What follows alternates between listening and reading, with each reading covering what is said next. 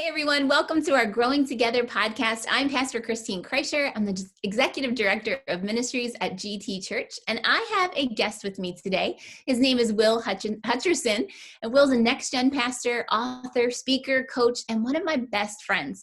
And I'm going to tell you more about Will and why I asked him to join me in just a minute. Today's podcast is a follow-up from week 4 of our series, Countercultural, where I preached a message entitled Stir Up Peace. If you missed any of the weeks, please go back and catch up on Facebook, YouTube, GT Live, our GT Church app, or you can listen on our GT Church podcast, Growing Together podcast. All the messages have been so good. You don't want to miss a single one. So over the past several months, guys, I've been doing a study on the Beatitudes called The Creative Way Down by Danielle Strickland and Aaron White, and it has deeply impacted my life and my leadership. I've also been taking Danielle's Peacemaking Master 101 Masterclass through Amplify Peace, and I've been listening to an amazing podcast called the Right Side Up Podcast. I encourage you to subscribe, Right Side Up Podcast, where Danielle Strickland walks through the Beatitudes of Jesus. And on each episode, Danielle hosts some of her favorite Christian leaders and some of my favorite Christian leaders. I'm sure, Will, you would agree, like Bob Goff and Christine Kane, where they take on a posture of humility and curiosity as they interview and learn from faithful leaders in places like Lebanon, Honduras, India, and Rwanda, learning what it means to truly be blessed and to live out the Beatitudes. And as a follow-up to the Right Side Up podcast, I'm really excited about this. Danielle is partnering with World Vision for 1 week, beginning November 15th through November 22nd, for the Matthew 25 Challenge, which is a week-long experience that will help you and your family step out of our comfort zones and engage in God's love for the least of these brothers and sisters of ours, bringing to life Jesus' call in Matthew 25. I am so stoked for that opportunity. So go to the Right Side Up podcast and learn more about that when you get a minute. So I was really grateful for the opportunity to share about the journey that I've been on, this peacemaking journey, and all that I've been learning this past Sunday when I preached a message based on the Beatitudes. Specifically, blessed are the peacemakers, for they will be called, or they will be recognized as children of God. Isn't that what we all want? We took a deep dive into what Jesus meant when he said those words, and we talked about the difference between peacekeepers, peacemakers, and I made up a name, peace wreckers. When we think about peacekeepers, those are people who tend to avoid conflict. I was that most of my life. And then peacemakers are people who accept Jesus's sacred invitation to stir up peace by participating in the ministry of reconciliation, by being humble, by being poor in spirit, that first beatitude that we talked about. The first beatitude, and living from a posture of listening and learning, a posture of humility and curiosity. And then when we talked about peace wreckers, I said those are the people that add fuel to the fire by coming from a place of judgment versus humility, by failing to see every human being as made in the image of God, children of God, regardless of their opinions, their beliefs, their race and socioeconomic status, or their political affiliations. That's hard stuff. And we can all fall into one of those 3 categories. Sometimes I fall into them throughout the day, minute by minute, it changes. Our country is so polarized right now, and it feels like you're either on one side or the other, black, white, Republican, Democrat, masks, anti-masks. And I don't know about you, but sometimes it feels like it's not just fire that we're throwing or gas that we're pouring on the fire, but sometimes it feels like it's sticks of dynamite, especially on social media. And it breaks my heart to see people devouring one another, especially followers of Jesus. There's no peace in any of that. So a couple of weeks ago, I had a conversation with my friend, Will Hutcherson, that really put things into perspective for me. So Will, like I said, is a next-gen pastor in Florida, where it's currently about 80 degrees, right, Will? Mm-hmm. That's awesome. Right. It's beautiful. And he's serving with our friend, Kevin Monahan. But Will is my friend. He is a ministry partner. He's been a sounding board and a confidant. He's an incredible thought leader. He's a strategic thinker. And best of all, what I love most about him is that he loves teenagers. And he has devoted his life to reduce bullying, to prevent suicide, and inspire hope through school assemblies and speaking. And he does educator and parent trainings through his incredible nonprofit called Curate Hope. You can check out more about Curate Hope at curatehope.com. So will you tell us a little bit about yourself and about your family and the nice weather Yeah, there in Florida so we could be well, jealous? first off, thank you for having me. And yes, the weather is beautiful and sunny right now, and it's warm, and it's currently 86 degrees, which is probably a little too hot, especially for you, all those who are up north, Mm-hmm. And I would agree, 86 is pretty warm. But anyways, yes, I live in sunny Florida and love it down here. But one of the things that I started to realize as I've been working with teenagers for the last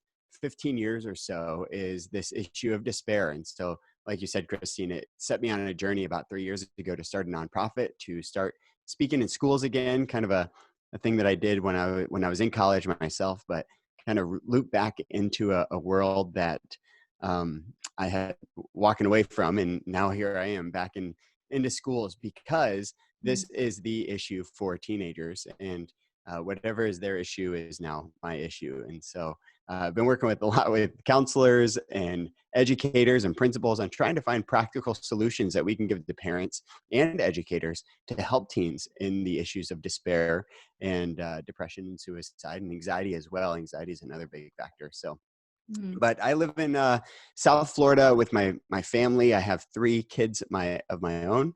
I have a 10-year-old, a 7-year-old, and she's 4 now. I almost said 3-year-old, but she just turned 4, and so we yeah. So that's my family. And following you on Instagram is so much fun because there's times I'm watching you and you're like, catching alligators and, just, normal stuff Oh like that. yeah, yeah. We do a lot of Florida things. We do a Yeah. lot of Florida things. We catch alligators. We catch big animals out of the ocean, and yeah, it's fun. So funny. I love it so much. Well, thank you. I really am honored. I just threw this on you a couple of days ago. So I am so appreciative that Okay. you were willing to take the time to be here today. I learned so much from you, and I really sincerely mean that. I'm so excited because you are wrapping up a book right now, right? About this idea of, Yeah. It's in the final stages. yes, so exciting. And you did that, you're doing that in partnership with Dr. Orange Chinwe Williams, right? Who is a leading expert in the field of mental Yep. health. Yes, and with Orange. So Yeah. excited for that to come out. You and I were talking about your research regarding the effects of prolonged stress and trauma on the brain. And it gave me Mm. great insight into one of the biggest reasons why there is such an enormous lack of peace in our country and in our souls.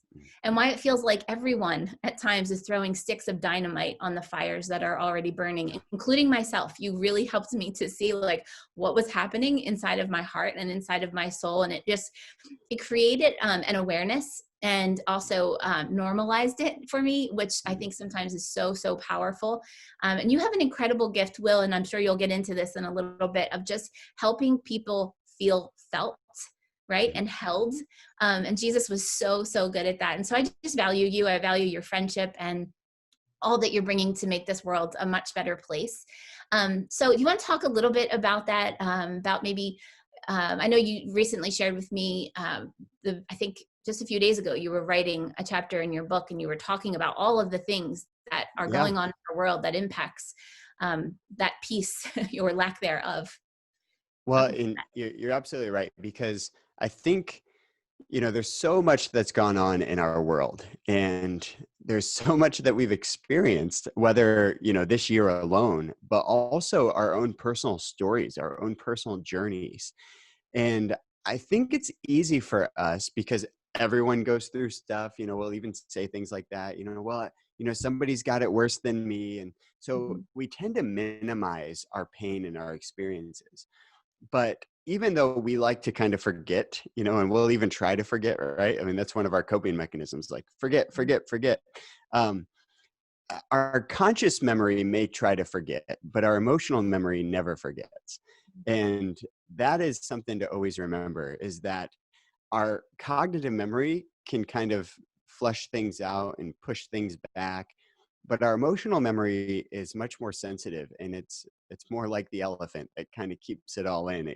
It holds on to the whole thing. And when you stop and you just think about this year alone. Like, so if you're watching right now and maybe you've even thought about like, man, lately I've been more on edge, or maybe my fuse has been a little short, or maybe somebody that you care about, like your wife, has told you like, hey, you've been a little short fuse lately, or maybe you caught yourself just being a little bit more grumpy, or more isolated, where you don't want to do the things that you used to do. And maybe it's not to the full blown stage of what we'd say is clinical depression, but you just start seeing that, like, yeah, there's some things going on. Yeah. Maybe you feel like Paul, where, you do things that you wish you wouldn't do, as Paul wrote, like, oh, this wretched, sinful nature that I have, it kind of does what I don't want it to do. And there's this push and pull that's going on in your life. When you stop and you think about this year, we all experience great amounts of loss, no matter who we are, and some of us to greater degrees than others. But schools were shut down, businesses were shut down. Some of us lost massive amounts of income in the spring. Some of us lost our jobs entirely. Vacations were canceled. So the amount of grief and disappointment that we experienced with that. And then just as we were trying to cope with, this virus and a global pandemic, we have racial tensions that are thrown into the forefront of our minds after centuries of tension.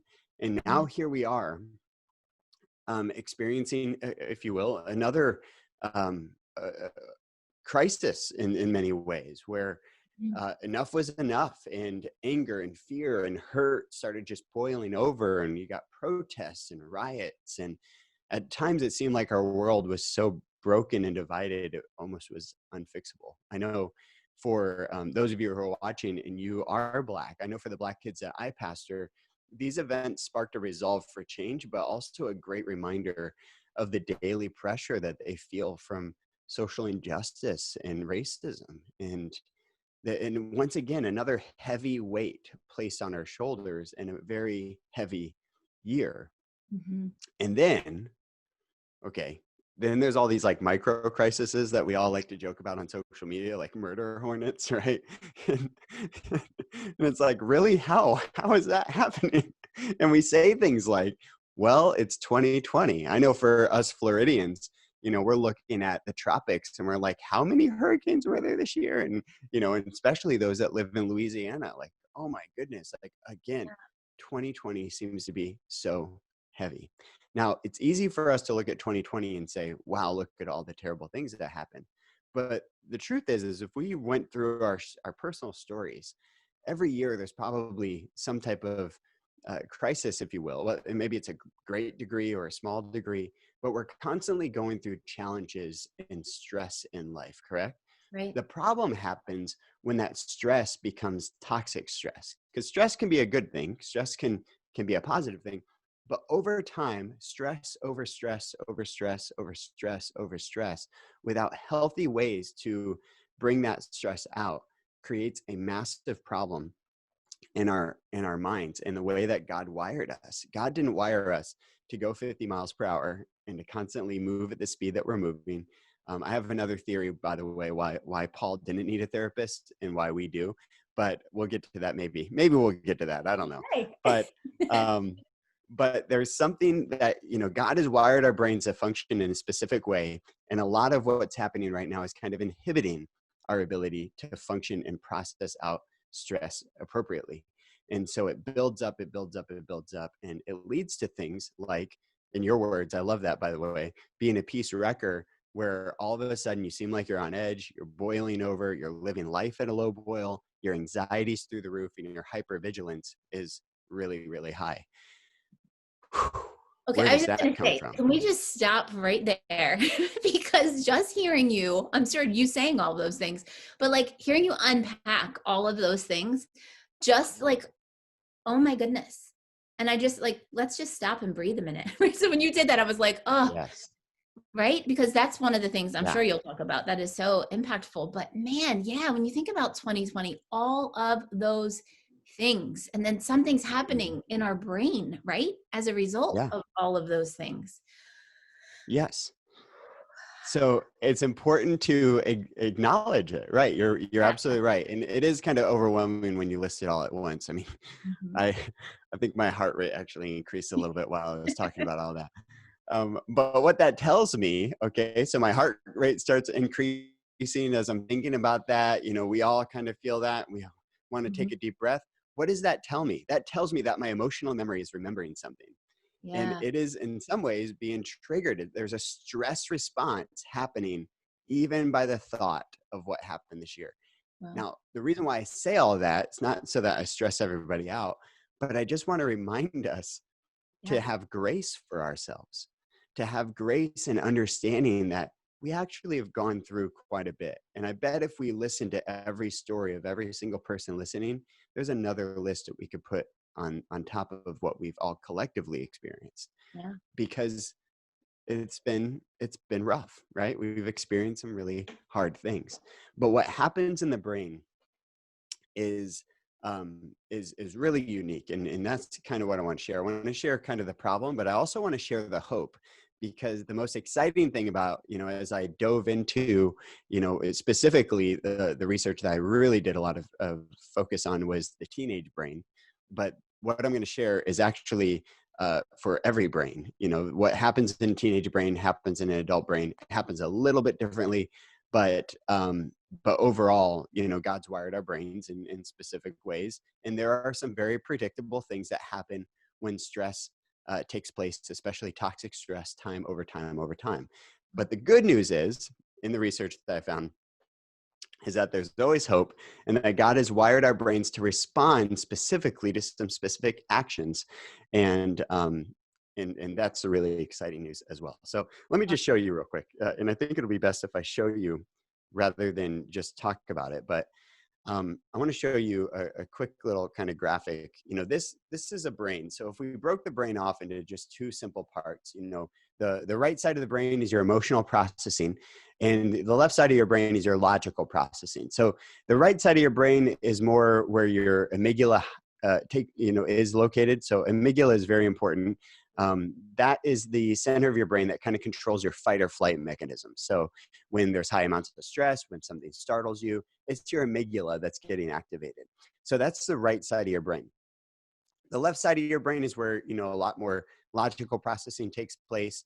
And in a healthy brain, you have emotional, things that will happen, and you're able to shift that over into logical processing. So let's say, for instance, a picture falls off the wall. You don't know, you just hear glass shattering. Immediately, your stress goes up, your amygdala starts firing, brain flow starts flowing to the right side of your brain. But in a healthy brain, you're able to kind of shift over and start investigating. So logical processing is you look around, you control your breathing, you see that a picture has fallen off the ground. Well, then you logically process, okay, there's not a mass murder coming into my house, or whatever we fear when we hear glass shattering. And we look and we see, okay, the picture just fell off the ground, and you're able to say, or fell off the ground rather, and you're able to say to yourself, I am safe. Immediately you take a deep breath, your pulse starts to lower, and that is a healthy functioning in terms of how our brain functions. The problem is that the stress hormone cortisol over time drips and drips and drips and drips and drips, and it can make our amygdala kind of overactivated. And over time, this can really shape our central nervous system to where it's almost like we have all this emotional energy that builds up in the right side of our brain, and it decreases logical processing. And what psychologists call it an amygdala hijack. This is where it's very, very difficult for somebody who's in a crisis mode to even logically process at all. But it's not just the crisis mode. It's also when we just have a state of despair that we're living in. Despair can be short term, but it can also be long term as well. And when it's long term, we have this despairing that takes place. So the way I like to think of it is like this, is that the right side and the left side of the brain kind of despair. So think of despair as a despairing of the two sides of your brain, where the emotional and the logical processing are disconnected. And Wow. this is one of the hardest things that a person can face. And another form of this would be emotional detachment. And I just want to say, if you're facing this, or you feel this way. And it's just so hard for you to even acknowledge how you're feeling. Um, I'm so sorry that you're feeling this way. I mean, oftentimes when people are in a high state of despair, when I ask them how they feel, oftentimes they just say, I don't know. Mm. Or they might say, I feel numb. And if you feel numb, or you feel like you can't even put your emotions into words, let me just say, I'm really, really sorry that you're at that place. One theologian put it, it feels like the dark night of the soul. And so I see where you are. I acknowledge where you are, but I also want to tell you this, that even though it feels like you were in the dark night of the soul, and even though it feels like you're never going to escape, or there's no light at the end of the tunnel, whatever analogy you want to use, I want you to know that there is always hope. That just because this is where we find ourselves with high amounts of cortisol and with the despairing that's taking place in our brain, there's really good news. And the really good news is that God can heal the brain, and he's doing it, and he's doing it all the time. And there are things that we can do, steps we can take, that begin to bring the two sides back together. So let me jump to the psychology and the science side of this. So the really cool thing is cortisol, stress hormone, kind of creates this despairing over time. But another hormone called oxytocin, which is known for relational and attachment, oxytocin begins to flood our brain when we feel felt, or when we feel empathized and loved. So in other words, how do we bring the two sides back together? It happens with connection. It happens first and foremost with conversation. I like to think of conversation as like the floss of mental health. Like, so you floss your teeth to keep your teeth healthy. Conversations are the floss of your brain. Wow. Weird picture, perhaps, but that's what conversations are. Conversations are the things that we need to do every day. And yes, they're difficult. We don't, sometimes we don't want to open up. We don't want to have the conversation, just like we all don't, love to remember how to, to floss. If we're really honest, how many of us have gotten in trouble by the dentist recently, for you're not flossing enough, In the same way, we don't have enough conversations, but conversations are the things that heal, because when we feel felt, when we have a conversation, when somebody empathizes with us and helps us to, another word I like to say is emotionally exhale, then the two sides of the brain begin to come back together. Oxytocin begins to flood our brain, and over time can bring despair down and bring back healthy processing. Wow. Can I just interrupt you really quick? Because when you Yeah. said, you said conversation, right? Like that's what heals. Yeah. But is it more than just conversation? Because I feel like a lot of times we do a lot of talking. Mm-hmm. We're hearing things, right? But is it authentic conversation that really makes the difference? Not necessarily conversation alone. And that's why I said when somebody helps us to feel felt. So it's going a little bit more into the feeling side of things. And that's where I talked about, I kind of alluded to it when I was talking about why Paul didn't need a therapist, but why we do, is because I think in ancient days, there was a greater awareness of their feelings. And there was even a better way of emotionally exhaling. I mean, you think about grieving, like culturally, Jewish people would grieve for 7 days, and they would have other people, professional grievers, just come and grieve with them. And what that did is that it just allowed this big emotional exhale.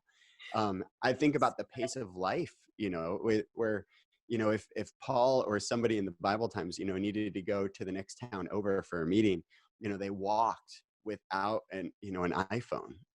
Crazy, and they didn't listen to anything. They just simply walked, which meant they were left with their thoughts. There was almost a form of mindfulness, if you will, or even just meditating on the word. They had more time to do that because they were walking places and just being considerate. And I think there was even a greater awareness. I mean, I think, there's if you have that much empty space, there's a little bit more self-awareness that comes when there's that much stillness.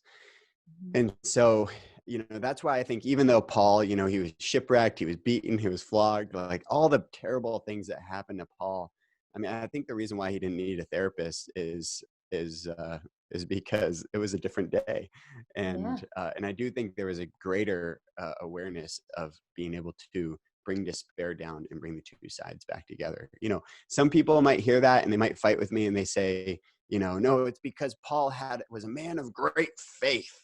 And I do believe Paul was a man of great faith, but sometimes we can be men of great faith or women of great faith and still be facing despair and Absolutely. still have minds that are sick and in need of healing. And human connection is another thing that I think we see a lot in biblical times. That just, once again, I think that all influence and brought the brain, brings the brain to healing. So. That's so good. I'm a very visual person. So the other day when you said to me about the cortisol dripping into the left side of the brain, right? And you go into that constant state of fight or flight, it makes you hypersensitive. It makes you hyper vigilant. And when you said these words, I was like, oh, that's it. You said, it's as if you are perceiving that there are bears everywhere. And then what Yes. happens is, so like situations come about and it's like so much more impactful, and it elicits a much deeper response or triggers certain things. Yeah. And then certain people become like big grizzly bears, right? And they're Yes. not, but the logical part of your brain is almost shut down and you're Yeah. so emotional. And I just thought, wow, because it's helped me at times to just kind of step back since we had that conversation and go, wait a second. Are there really bears here? Is this person really a bear? Like, no, like, is this really as bad as you're making it out to be right now? And that emotional exhale I have found to be so, so helpful. I did it with you the other day and you just listened and you're like, okay. So tell us Yeah. about what are some other things that we can do to repair the brain so that we can experience more peace and be better peacemakers, because this world is crying out for peace. So I think, to be a better peacemaker, sometimes we have to recognize that there are people who are the peace wreckers, if you will, but it's because they're in a place of high despair. They're in a place of high stress, and they might even be, experiencing, so here's the other thing. I had somebody ask me the other day, well, what about anxiety?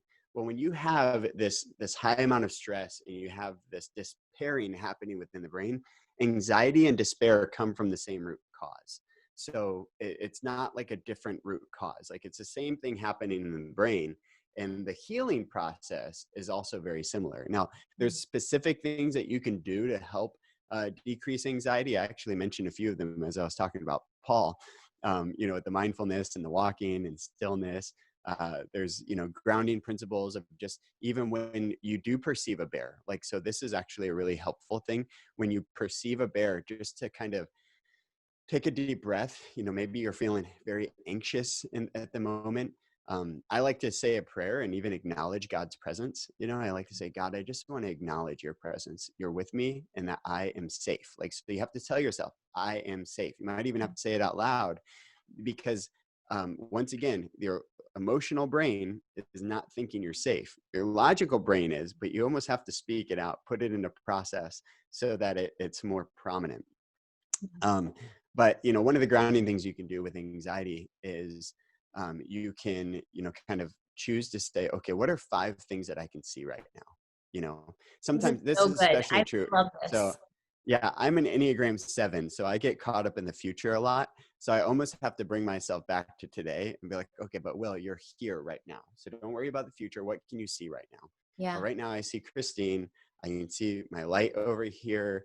I can see a TV over there. I can see my microphone, and I can see this table. Okay. What are 4 things you can touch? Okay. Well, I can touch this microphone. I can touch this computer. I can touch my phone. I can touch a few things. What are 3 things that you can hear? So I'm going to think about 3 things I can hear. I Do can you want me hear to the think? fan on my computer. I can hear your voice. And I can hear my kids doing something faintly in the background. Way over there. All right. So then I just go through the senses, so things you can touch, things you can see, things you can hear. Even you could even go, things you can smell. So what can I smell right here, and what can I taste? So I have a bottle of water, I can go ahead and drink.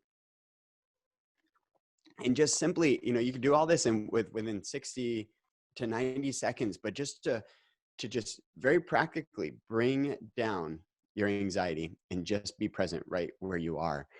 So that's a practical thing you can do for anxiety. When it comes to helping somebody else feel felt, okay, I can give you a lot of things, but I'll give you just some basic ones.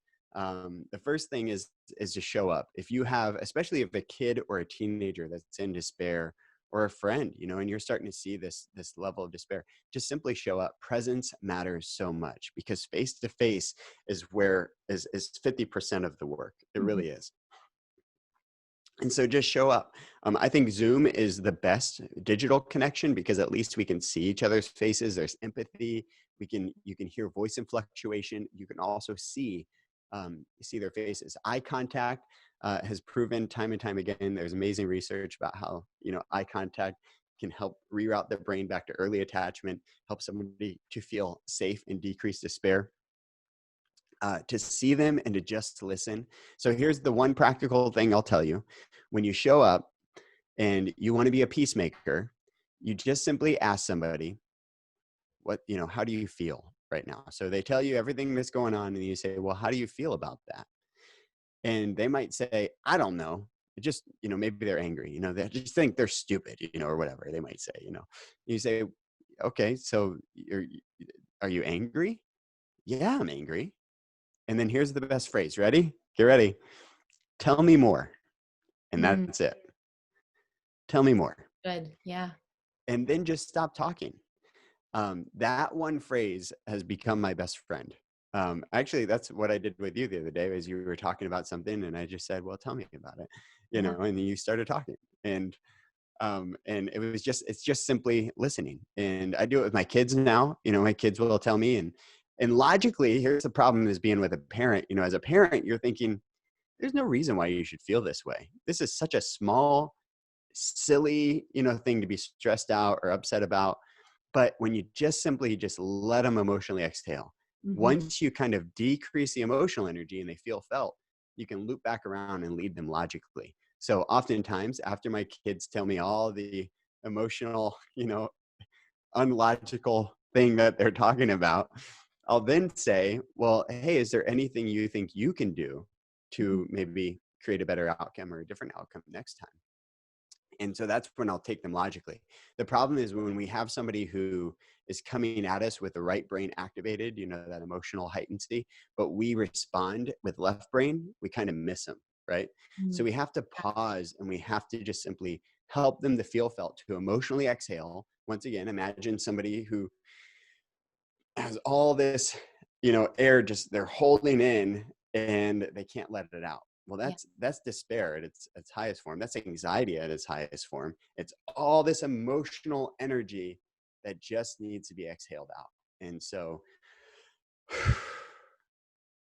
yeah, Yeah. And let breathing it is out. really powerful, right? Like just Yeah, and then breathing itself is very powerful. deep, Yes. deep breaths. And I know like sometimes that term mindfulness gets hijacked. It's like new agey, right? But when Yeah. you talk about mindfulness, it's really like just being present with yourself, with the Holy Spirit, and being mindful of what are you feeling right now, right? So that you're Yeah. able to name that feeling. We talked about the feelings wheel, where it helps you to be Mhm. super, super specific and what exactly are you feeling? And then it's almost like someone showed me like one time, is like you pull that feeling out in front of you, and because you're not that feeling, you just happen to be Yeah. feeling that feeling right now.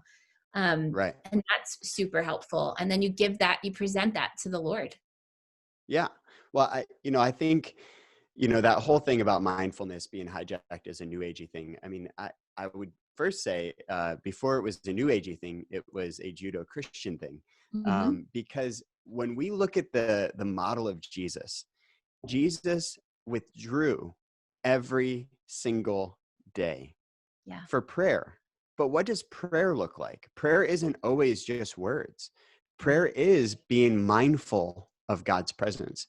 Prayer is being mindful of, God, this is where I am today. This is who I am today. And being aware of, like, okay, God, I'm coming to you anxious today. Like, God, Mm-hmm. this is what's on my heart, right? So there is a mindfulness of you. There's a mindfulness of God's presence. And it's not just conversation, you speaking. Sometimes it's us listening, right? Us Yeah. listening to what the Holy Spirit has to say with us. So Yeah. like Jesus withdrew every single day into private isolation, like moments, not isolation, but solitude rather. That's the right word. Yeah. But he did it by himself every single day, and he modeled that for us. And he also modeled seeing others' emotions. Like I see, he showed up and he saw them. He saw right where they were. It wasn't always the big miracles. We love telling the big miracle stories. I love the big miracle stories, but it wasn't always. Jesus was 100% man and 100% God. So the man side of it, you see that, you see the emotions, you see the empathy, you see Yeah. the heartbreak in him sometimes. I think about the woman at the well. Like Jesus didn't like do anything like to heal her per se. Right. What he did is he showed up. He saw her. Call her. Yeah. He listened to her. Yeah. He deeply listened, and then he spoke life into her, right? Which built her faith and ultimately increased her grit and resilience, hopefully to a better path, right? Where, it changed her life. I think about the woman caught in adultery. I mean, again, Jesus didn't do anything like big miracle there, but Right. he saw her and he empathized with her. He Yeah. spoke life to her and then set her on a new direction, right?